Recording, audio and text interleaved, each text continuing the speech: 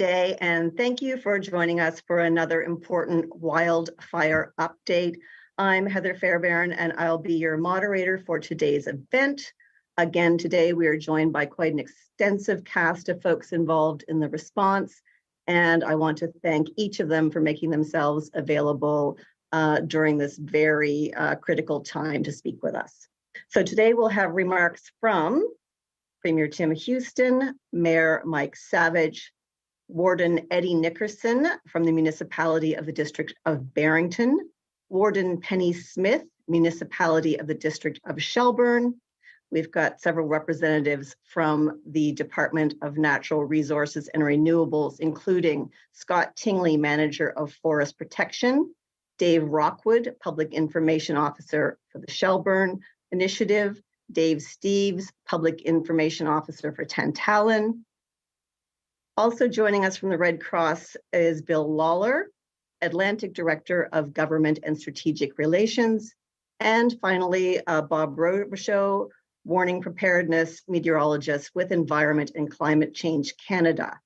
Also joining us for the Q&A portion, we'll have Deputy Chief Roy Hollett, Halifax Regional Fire and Emergency, and joining us from the RCMP, Corporal Chris Marshall, Public Information Officer, and Chris, of course, will be able to take questions in French. And so, without further ado, allow me to introduce the Premier of Nova Scotia, the Honourable Tim Houston. Go ahead, Premier.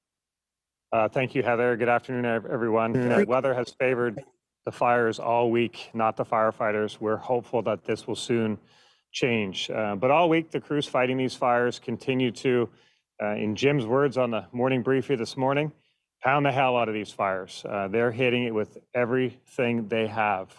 And the effort to support them with resources continues, and it's coming together, continues to come together.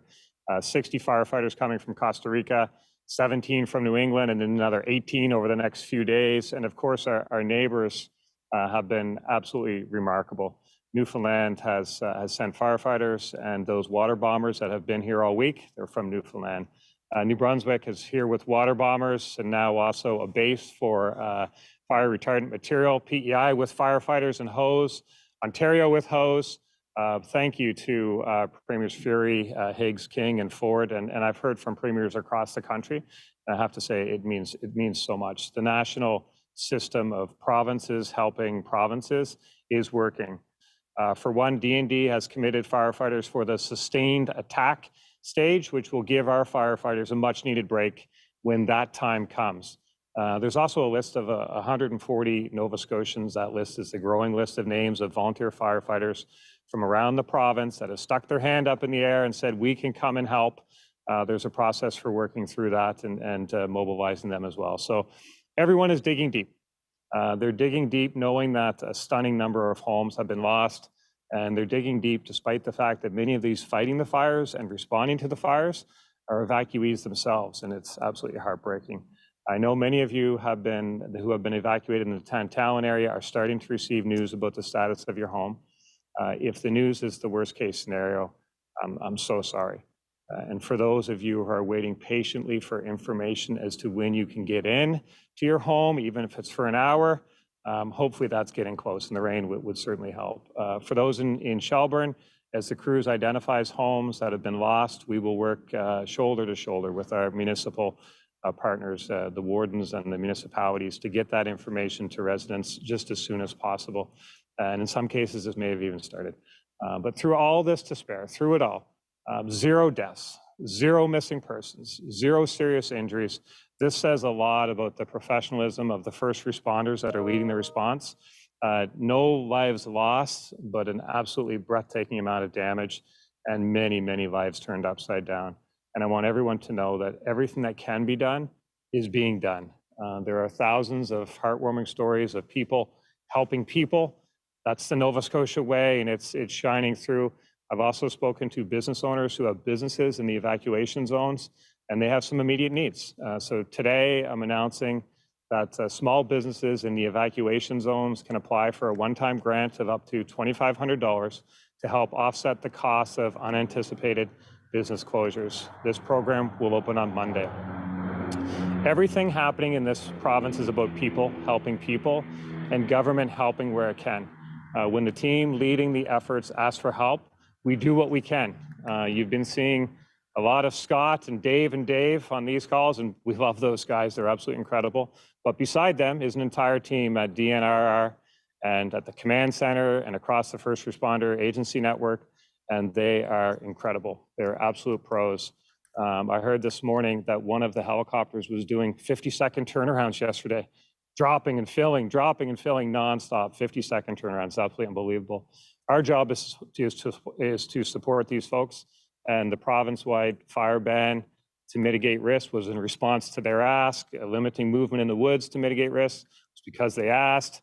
They hire fines up to $25,000 to stop illegal burning. It's because there was an ask, and I understand fines are being issued. In the Windsor area, there was a concern about access to water to fight fires.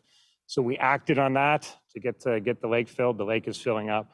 When they ask, we do everything we can to respond. We support these experts with everything they ask for because they are the ones that can knock these fires down. And if we support them, we can get through this sooner, and the sooner the evacuations can be lifted. They're the experts. We're lucky to have them, but we also need some weather. Nova Scotians are glued to the weather forecast more than ever. We need rain. Hopefully that rain comes in sufficient amounts this weekend, but hang in there, everyone. We're together in this, and our hearts are with you. Thanks, everyone. Thank you, Premier. And now I would like to turn it over to His Worship, Mayor Mike Savage. Go ahead, Mayor.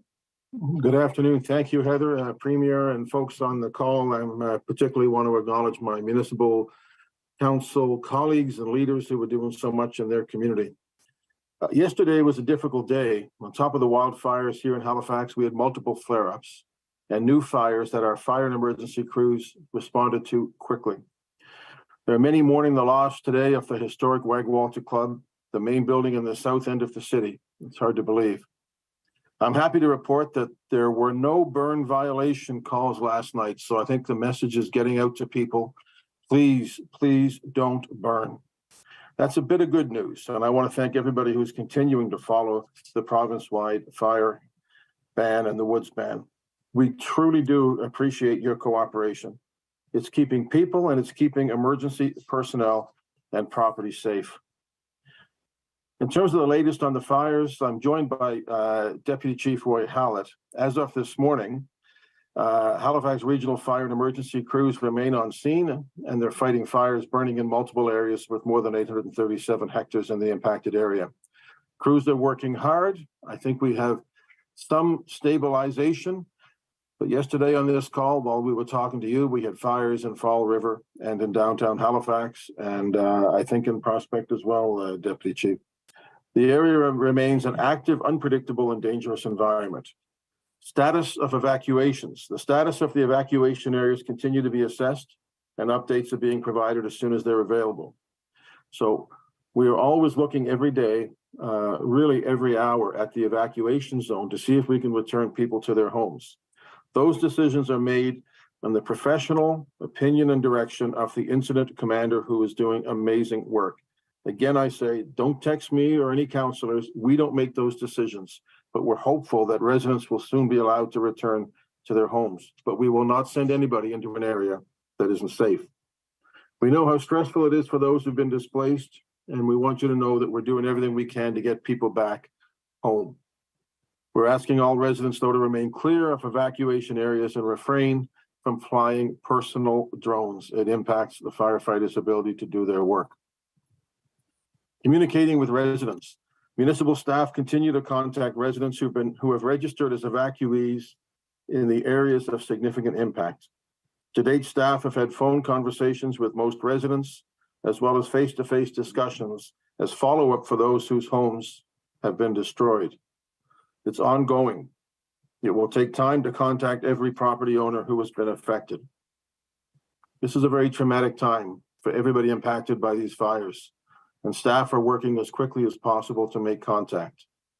I want to acknowledge Bill Moore, our Director of Community Safety, and Deputy Chief Roy Hallett, who did a press availability this morning on this, as we heard that there were some people who weren't getting the information that they needed.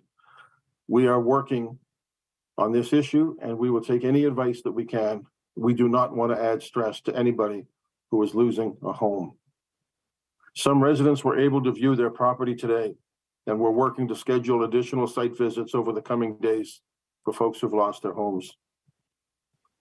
We have to work safely, and we have to ensure that this happens quickly, sure, but safely for certain. Victim support services and mental health supports are on site at the Canada Game Centre today.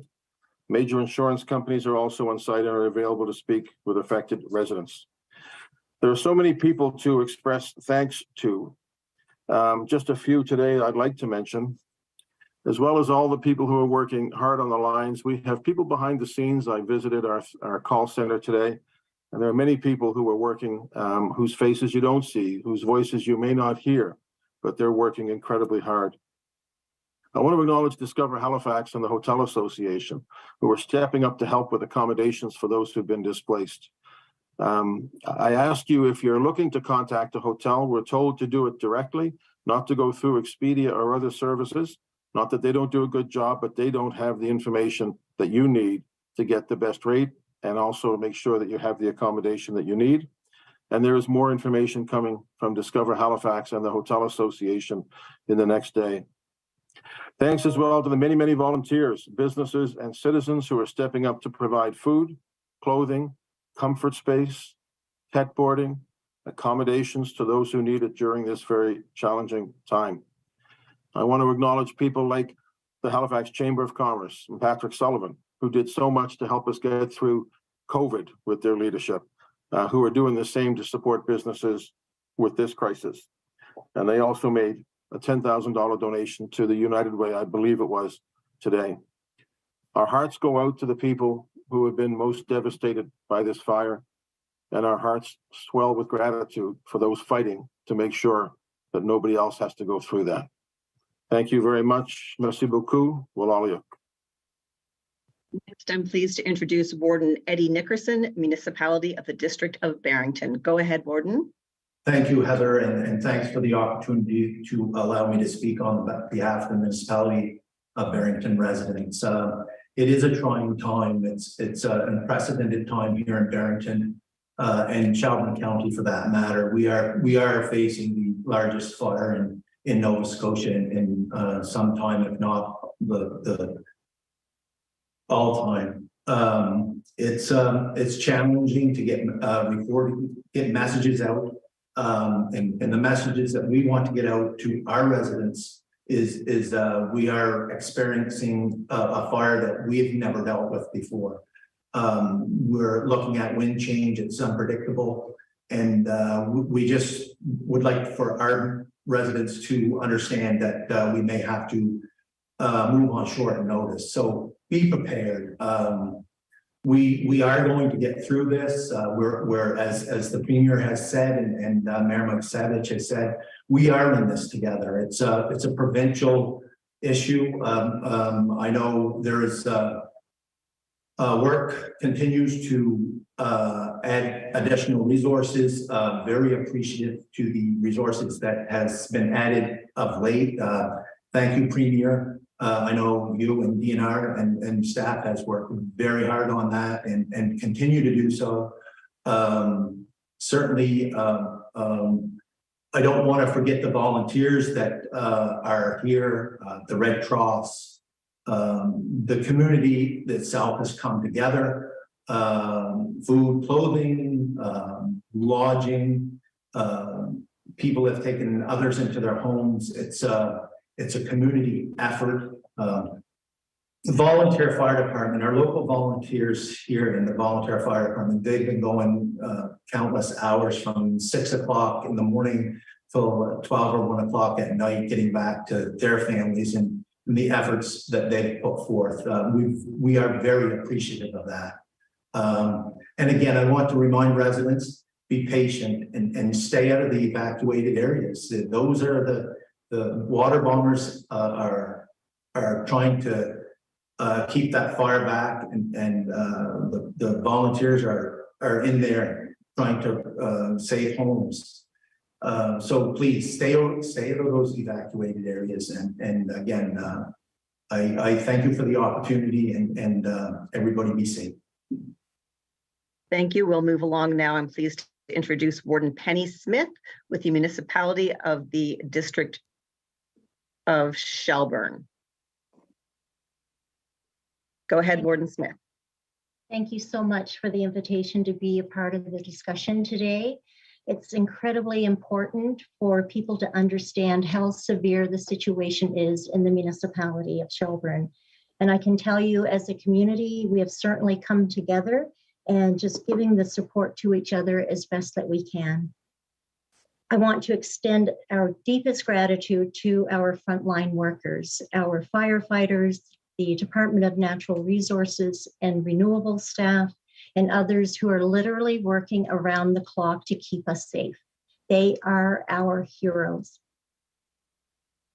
More than 50% of our residents have been evacuated, as well as the Roseway Manor and the Surf Lodge nursing homes and the hospital and other facilities. When residents are safely evacuated, we ask that they register with the Red Cross. This ensures people can be contacted while away from home and can be reached with information on services and assistance that may become available to them. Important information on registration, comfort centers, accurate updates, supports, and other relevant information can be found on the Shelburne County East Emergency Management Facebook page, as well as the Municipality of Shelburne's. Also, residents who need assistance evacuating, they may call 902-875-8407, and someone will be able to assist you. I understand that our residents are worried about their homes and their properties. And while it has been confirmed that some structures, including homes, have been destroyed and some are still threatened, I have not received firm details on the number yet. Updates will be provided as soon as we know. We will also be working very closely with the province and federal governments to ensure that when we get through this, and we will get through this, that the supports that are needed will be there for our residents. I know our residents and our community are afraid and hurting. Believe me, we all are. The wildfires in our community will have lasting impacts, and now more than ever, we need to be kind and support each other. We are Shelburne County strong. We are Nova Scotia strong, and we will get through this together. And I hope everyone continues to follow the protocols that are put in place so that we remain safe. Thank you. Thank you, Warden. Now we'll get an update from Scott Tingley, Manager of Forest Protection. Thanks, Heather. Good afternoon, everyone. So provincial wildfire update. To date, we're at now 209 wildfires. We do have currently 14 active fires, and 4 of those are out of control. Obviously, those out of control fires are the priority fires in terms of resourcing, and crews continue to contain small fires as they start and keep them small, and extinguish ones that have been ongoing for the last day or two. Approximate total area burned for the province is estimated at just over 23,000 hectares now. So as mentioned yesterday, we're into kind of historic in terms of recorded history. These are historic times for Nova Scotia and wildfire. And just wanted to acknowledge the Premier's remarks there around the support. We mentioned yesterday, we're certainly seeing the results and feeling all that support, and we're hearing all the comments and messages of support that people are sending along. And just want to say we're hearing you. We really appreciate it, and it's really helping all the crews out there doing their hard work. So I'll turn it over to the Daves for the specific fire updates. Okay, we'll go to Dave Rockwood, Public Information Officer, for an update on Shelburne. Thanks, Dave. Go ahead. Hi, afternoon. Down here on the Barrington fire complex, we are sitting in the 20,515 hectare range on the Barrington fire. We are having growth at this moment. The weather's kind of picked up on us in the last hour, and this thing has grown some teeth. we're in the process of some wind shifts, so we're working closely with all our resources to keep them safe, and then as well indicating where we have to with the municipalities on that one. So you will see anybody in the local area. You will see the unfortunately the column is back up today, quite heavy in the last hour and a half. The Pubnico fire, really glad that one's sitting at 138, which is actually down in number size since yesterday. Our crews, that's a sign that our crews have actually been able to walk around that perimeter of that. They've been doing a phenomenal job. So it's at 138 hectares, and I flew down to that one yesterday afternoon late, and it it gave me a good feeling. It was one of those, little pick-me-ups I needed. So Lake Fire, here's another one too. So that's the more accurate at 114 hectares. And again, when I flew in over that after coming back from Pubnico, I had a really good feeling of what our crews are doing. We've established a lot of dozer guard on that. And our the boys and girls in the woods are just, it's almost like they're running with those hoses. So today on the Barrington fire, I've got 90 personnel, NRR staff alone working on this. The Pubnico fire, we're sitting at 20 natural resources and renewable staff. And the lake fire, we're sitting with 15 natural resources. So that's a total of 125 natural resources and renewable staff down here on the Barrington complex. Of those, also I want to reach out and have a big shout out to our communication Nova Scotia staff that is here day in, day out, providing us support with our communications. Without them, we'd be really up the creek. Our EHS is on site with a small army to make sure that if something happens, they're here to take care of us, and as well as the locals. And again, I want to extend the big thanks to the municipality of Shelburne and Barrington. We are continuing to do work along the Barrington fire as well as the lake fire with our dozer guards. Again, we're going to be, today's going to test because we're going to have a full 180 wind shift, which means over time it's going to spin around and then push it back down towards that Barrington zone. Unfortunately, we're hoping it's kind of later in the evening. I think it's by like 9 p.m. tonight, we're going to have that wind pushing that way. We have our helicopters are down here. We're unfortunately down one with mechanical issues. We're down to one CL-415 tanker at this time, and New Brunswick just unfortunately recalled their 8 water bombers, and I'm not happy to report that, but they're having something going on up in the New Brunswick area, whether it's weather or an issue they have to respond to. We're sitting here with a lot of heavy iron. We're up to 12 dozers, D8s, D6s. Those are the biggest ones we're going to get in this province. We've got 9 excavators, and one of which is a 75-ton excavator, and that's not a small feat to get that here. I believe that's 3 trucks to just ship it in. We've got 9 floats just to help coordinate getting stuff around. We've got 3 woods porters machines and 4 feller bunchers. So we're watching this afternoon, really careful. We're keeping an eye on our people, and we're working closely with municipalities and give them brief if we have to give them briefings. The last thing I really want to touch on, it's we need, and I'm going to be a little blunt on this, we need people to stay out of our area. If you have no business, you haven't been granted access to our exclusion zones, to within the evacuation zones, you need to stay out. We've had many occasions that they are hindering and stopping our operations from our airships. They cannot drop if you are in our area.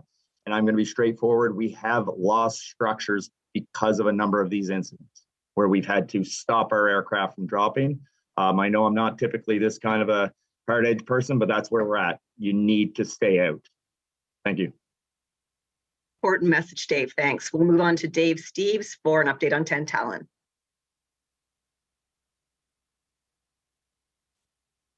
Good afternoon. Thanks for having me. Yesterday was a difficult day. It was basically the conditions that we thought we were going to see. The relative humidity was low. The winds didn't get too bad, but the fine fuels were extremely dry. So through the calculations that we take with our weather programs, we knew there was going to be some aggressive fire spread with the potential of spotting. So we actually did increase our area size. So we moved from 837 to 950 hectares. So that is an increase. The fact that we were able to keep it to the level that we did is a result of the absolute heroic efforts by the firefighters on the front lines, the HRM firefighters, the DNRR firefighters, Department of National Defense. Everybody is working like a well-oiled machine around here. Communication is flowing greatly between all of the agencies on site. So I'd like to send out a big thank you to everybody for all the hard work that they've done. We still have a long ways to go, but we're getting there day by day. As for today, our relative humidity is up to around 40%, which is of not of any benefit really to fire progression. So that is working in our favor, and we're hoping for some precipitation later on. So on site today, we currently have 40 Department of Natural Resources renewable staff, over 100 HRM firefighters, 6 from the Department of National Defense, over 30 apparatus from HRM. Our air resources currently consist of 5 helicopters and 1 CL-415. We also have a bit of heavy equipment on site. We've got 11 excavators and 3 dozers, and they are continuing to work on cat guards or fire breaks. What happened yesterday was not unexpected, but we did have to reroute resources because of a lot of the other fire-related incidents that popped up. Our HRM co-workers were great to respond to things quickly, and we had to reroute some of our air resources in order to deal with that. So we were stretched, but we were able to hold the line by the fantastic work by the people on the ground. Thank you. Okay, thank you. Moving on, we'll go to Bill Lawler with the Red Cross. Thank you, Heather. Good afternoon, everyone. As of now, Canadian Red Cross has registered just under 7,000 households throughout the areas of impact. And that comprises of just over 17,000 individuals. If you've not yet registered, we would encourage you to do so at your earliest opportunity. The best way to do it is online at www.redcross.ca/Atlantic Wildfires, or you can call us from 8 a.m. to 8 p.m. at 1-800-863-6582. I'm pleased to report for those who have registered with us so far on behalf of the province of Nova Scotia, as announced by Premier Houston earlier in the week. By the end of this press conference, in fact, we will have distributed the $500 to 3,400 households for a total of 1.7 million. That will continue each day. We will provide further distribution to the households every day, including weekends, until the need is no longer there. We have launched an appeal, as indicated earlier this week. To date, we have raised $852,000. We appreciate both the corporate sector and individuals who have contributed to these funds, and for those that will require the most support throughout the areas of impact. Those looking to donate can do so by going simply to our website at redcross.ca, or you can call us at 1-800-418-1111, and someone will be able to assist you. Thanks very much. Thanks, Bill. And we'll wrap up the formal remarks with Bob Robichaud from Environment and Climate Change Canada. Go ahead, Bob. All right, thank you, Heather. Just first of all, in French, si qu'il y a des questions, je vais donner l'information en anglais, mais si il y a des questions en français, je peux prendre les questions en français. So the Premier mentioned earlier how important weather was in tackling these fires and the need for rain. And I'm happy to report that, yes, we are getting rain and lots of it over the next few days. So that's a positive thing. Looking at what we're looking at outside right now, there is a feature crossing Nova Scotia right now. We have temperatures 9 to 10 degrees north of that in northern Nova Scotia right now. On the other side, however, we were still seeing temperatures in the high 20s. We reached 30 earlier today in the Kedgie area. There are some scattered showers. There were some thunder showers that actually moved in overnight. And so we did have a few, some lightning associated with those. There still could be some thunder shower activity later this afternoon into the evening hours. But as we go into those evening hours, we will see that wind shift. We will see those cooler temperatures starting to come in and those showers becoming more organized and becoming more sustained in terms of rainfall in the evening and overnight hours. So we're looking at rain continuing into Saturday over many areas. And even into Sunday and Monday. So looking at our computer models for a longer term idea of rainfall, it looks like the area that needs the rainfall the most, which is southwestern Nova Scotia, or basically the western half of Nova Scotia, is going to get the most rain between now and about Tuesday. So that is definitely good news, and hopefully it comes quickly. So back over to you, Heather. Great, thank you. We'll now take questions from media who are participating virtually. We'll do one question, one follow-up in the time we have available. And again, if you could identify which person your question is directed at, that would be a great help. We'll start with Keith Doucette from Canadian Press. Go ahead, Keith. Keith. Hi, yeah, can you hear me? Yes. Yeah, it's for Mr. Rockwood. I'm just wondering about the size of this massive fire. You just can't seem to get a handle on it. Is it the winds and the weather conditions, or is it just that it grew to such a size that, for the most part, it's going to have to burn itself out, unfortunately, in many areas? Is that where we are with this fire? No, we do need a change in the weather. We need the weather to kind of give us a hand. When these fires get this big, it's very hard to stop them no matter what equipment you have. You can't put your ground crews in front of it. If 40 water bombers, they're not even going to make a difference. We've had situations where they can't even get in to attack the head of this fire over most of this week. But we're in what we call the spring dip. So that's when the last bit of the moisture has been pushed down into the root system of these trees. So there is no moisture in the portions above ground. Everything is bone dry. There's no fresh greenery on this. There's no moisture in those trees at all. Throw on top of the fact that these fires have gone through once, dried them out even more. So now it's a tinderbox. You throw the wind on top of that. You throw the fact that Western Nova Scotia hasn't ever really, I don't believe, recovered to the amount of water that they need in the last probably 5+ years, then, it's created a perfect storm. So, that's where we're at. It's got up. Once it starts rolling like a freight train, you cannot stop these machines no matter what you think you have to throw at it. You're not going to stop them. And that's where we're at with this. We're hoping for a change here real soon. Go ahead with your follow-up, Keith. Okay, I'm looking for a clarification on the enforcement front. I know we have Corporal Marshall here, but I want to ask Mayor Savage, if he's still here, about yesterday's comment about, you said you believe that 2 people were ticketed in Halifax, and Halifax police say they have not laid any tickets yet, as well as RCMP say none in the Halifax area.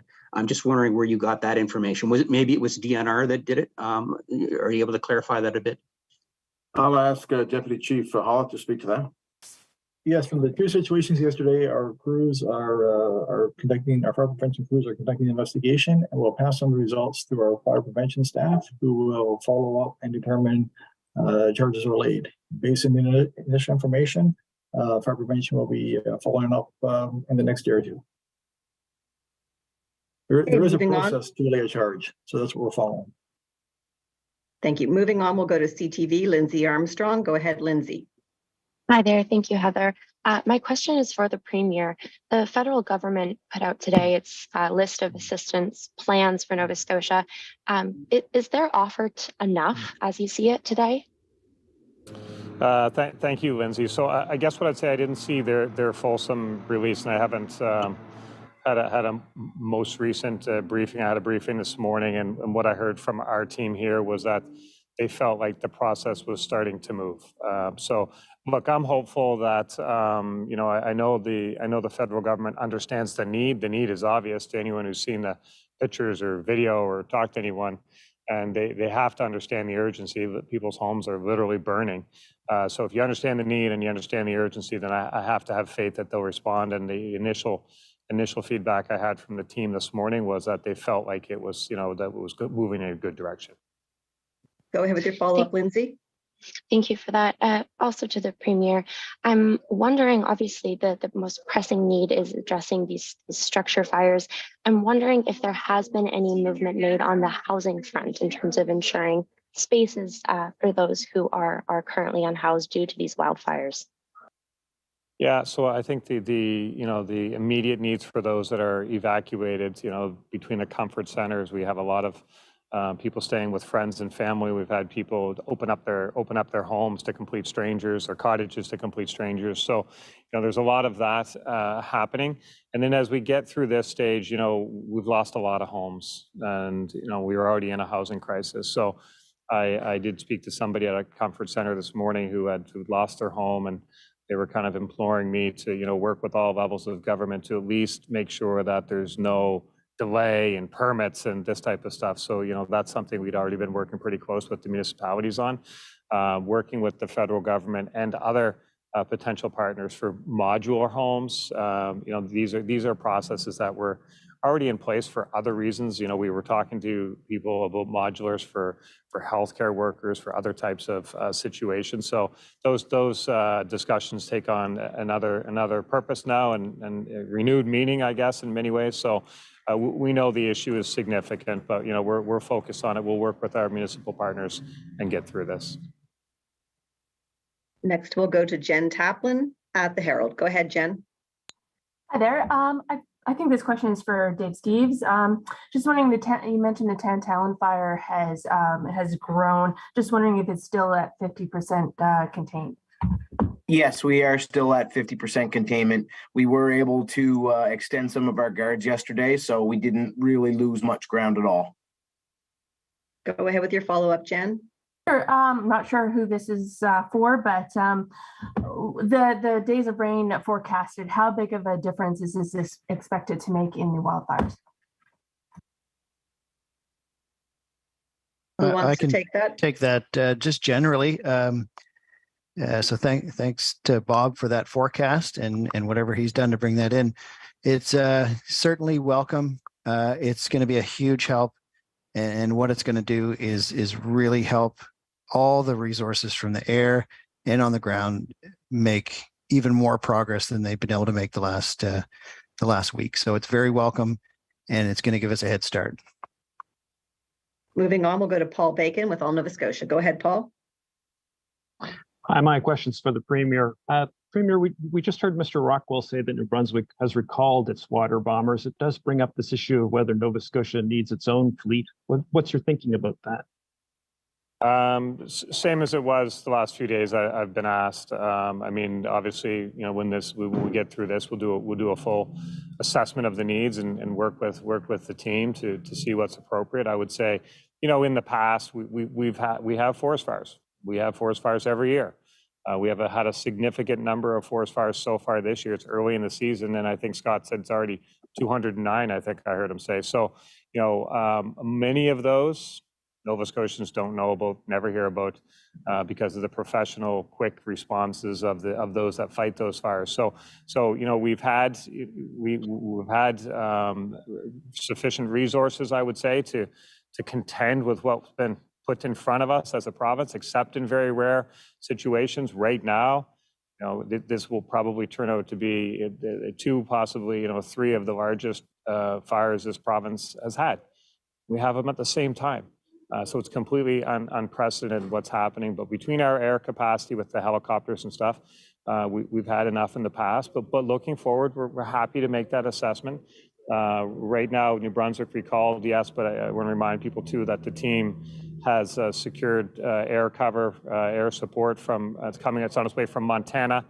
I think three of those planes will arrive today, or did already arrive, or are in. But the important part about the 6 planes from Montana is that they're here. They're here as long as we need them. They can't be recalled. But New Brunswick had their situation. They had to recall totally respect that, because we're so thankful that they provided the support that they could for as long as they did. And same with Newfoundland. I mean, they've just been so supportive. Okay, I guess my other question, the feds have approved the formal requests for aid from us, and you had a lot of very specific asks. From where you are right now, what do you think is the most important thing they could send? I'm worried we may have lost the Premier, Paul. Okay, it happens. I'm going to move on to the next outlet, and if we have time, we'll come back to that if the Premier is able to rejoin. Moving on to CBC's Blair Rhodes. Hi there. My question would be for the mayor. Halifax was already in the middle of a housing crisis. What does the fact that 150 some homes have been destroyed do to the city's ability to deal with this crisis? Thank you very much, Blair, for that question. Housing is of paramount concern for every mayor in the country right now, and I expect just about every premier as well. So we will do whatever we can, obviously, to accelerate that. We also have to make sure that we're building in a way that is responsible and sensible. There are many tens of thousands of units that are approved or are in the final stages of approval in Halifax. Our challenge is that we have a shortage of labor. The Premier mentioned bringing people in, healthcare workers. We're also, as a city, working on a plan to bring in people who can build, who can house in the short term, and what we have to do that. So that's an issue. We also have, I'll remind people, 800 to 900 people on the by name list of people who are homeless, who need support. And we have people in the woods who we have a ban on activity in the woods, and our navigators are working with people who are living in the woods now to find them accommodation. The province have a couple of places in the Halifax area where they have made available. The federal government, through the Rapid Housing Initiative, have provided support. We want to build. That we have many thousands of potential units that are going through a development process that has been accelerated by things like the Centre Plan. We recognize the need for housing, and we're doing everything we can to accelerate it. You have a follow-up, Blair? No, I'm good. Thank you. Okay, moving on, we'll check in with Evan Taylor with Acadia Broadcasting. Go ahead, Evan. My first question was for the Premier, so if he comes back, I'd love to be called on again. But in the meantime, for Dave Rockwood, I'm wondering if you can speak to the ground conditions in the area and how susceptible they'll be this evening and over the weekend to thunder strikes potentially causing and starting fires to reignite or grow in new areas. I know Bob mentioned that there's a risk for them, and wondering if the ground's wet enough to limit that risk. I think straightforward at this point, like the rain that's come into Halifax, we didn't receive any of that down here. Lightning, typically on a normal year, if we do get lightning, it's not like the lightning strikes the ground and there's an instant spontaneous combustion. Under these conditions, if there is dry lightning, it is definitely a major concern for us. But that's a concern that our fire control monitors. We have various groups that we work with to monitor the weather, so that when there are lightning strikes, especially severe lightning strikes, we get the local offices are updated with locations of where these lightning strikes were. So are we concerned? Yes, but we have contingencies in place. And with the extra resources coming into the province, we'll deal with it as another fire. That's unfortunately where we're at. Okay, Evan, I see the Premier was able to rejoin. Do you want to ask your question? And then after that, we'll go back to Paul Bacon. Thank you. Premier Houston, wondering if you can speak to the situation in Windsor closing the sluways and filling Lake Pisiquid in response to concerns from local firefighters in that area. I know that would be in opposition to DFO's order for how that's supposed to operate, but is also what the province wants. So just hoping we can get a little more clarity on how that decision was arised to, and if DFO signed off on it or you superseded them on this one. Yeah, thanks so much for that. Sorry we dropped off there, but yeah, we had concerns from the local first responders about the ability to access water with the concerns over the fires around the province, and certainly calls they were responding to in their area. with the lake being dry, it was below the level that their pumps would draw from for their hydrants and for their system. So obviously we couldn't stand for that. So Minister Lohr issued the order to close the gate and put water back in the lake as a matter of public safety. Public safety, always the number one concern for us. So this was a public safety concern. So we took action immediately to make sure that there's water there should the need arise. We couldn't have a situation where we couldn't access water to fight a fire if it arises. Couldn't stand for that. So we're taking action. Okay, I'll circle back now to Paul Bacon for your second question, Paul. Hi, Premier. Just the long list of requests that you sent the feds. From where you're standing right now, from what you've seen today, what do you think is the most important thing you need? Well, I think if you ask the Scott and the Daves and the team at the DNRR, it's the air cover. It's dropping, you know, the ability to bomb these fires with water from the air. So that would be any capacity around there, whether it's helicopters or fixed wings. That's a priority. And just, you know, I think a number of things on that list would be considered high priority. Equipment, hoses, obviously critical when you're trying to circle a fire. Pumps to move water through those hoses, absolutely critical. Foam to spray on them, retardant material to spray on fires. They're all critical. And of course, bodies, firefighters, properly trained firefighters. So they're all critical. The need is extensive. That's why the list was extensive, and we put them all together. As I say, the discussions have been going on for a number of days through a number of channels, but we put them all in one place to make sure everyone had clear view of it and make sure we can get a appropriate response from the federal government. Thanks. I know we've got a hard stop coming up, so I'll check in with our final outlet, Tim Biscay with the Halifax Examiner. Go ahead, Tim. Hi, thank you and good afternoon. I have a question for the Premier and the Mayor, which is, do we have any idea yet what the public costs of the emergency response and all the support programs is so far? Speaking from the province, no, and also it doesn't matter. We've been very clear with the people fighting these fires that are out there every day, putting their lives on the line to protect fellow Nova Scotians, to protect property. Whatever you need to fight these fires, we're going to do our best to get it. That still stands. That will stand still all the way through this. And supporting Nova Scotians, fighting these fires, that's the number one priority.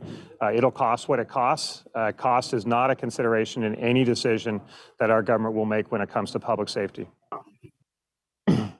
Heather, can I speak to that as well then? Yes, absolutely. Go ahead. Thank you, Tim. My answer is similar to the Premier's. We don't know exactly what the cost is. We know that there are costs. There's one thing I want to say, and that is this, that later in the summer, the HRM Sunshine list will come out of salaries, and people will see a lot of first responders on there.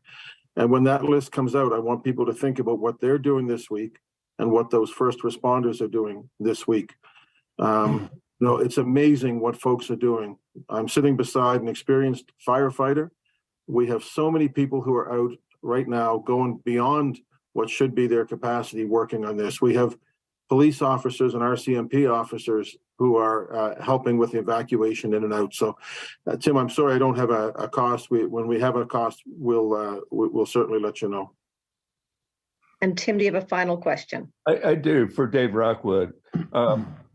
You said that you had alluded to water bombers not being able to drop their loads because people are in the woods. Can you elaborate a bit on that? Are there these people who are visiting their own properties and their houses were burned down, or what was the situation there? So we've had a number of different circumstances where people have just come into the fire zone, try to get pictures. You know, we've had boats out on lakes that just, we're not even sure where the people have come from. They've just popped out and crossing the lake. And then when a CEL 415 comes in, you don't want to be in that thing's way. And, you know, thank goodness the pilot caught onto it and there wasn't an incident. And then we had other circumstances where individuals had come into area to check on friends camps who live out of province. The unfortunate thing there is their actions caused us not to be able to drop the bombs. The water bombers in, they had to pull out, and that structure specifically was lost. So yeah, it's frustrating. It's very frustrating for our ground crews that are already stressed and pushed right now. So just, we need people to stay out no matter what the circumstance. Thank you. And that's all the time we have today. I want to thank everyone for joining us, and be safe out there.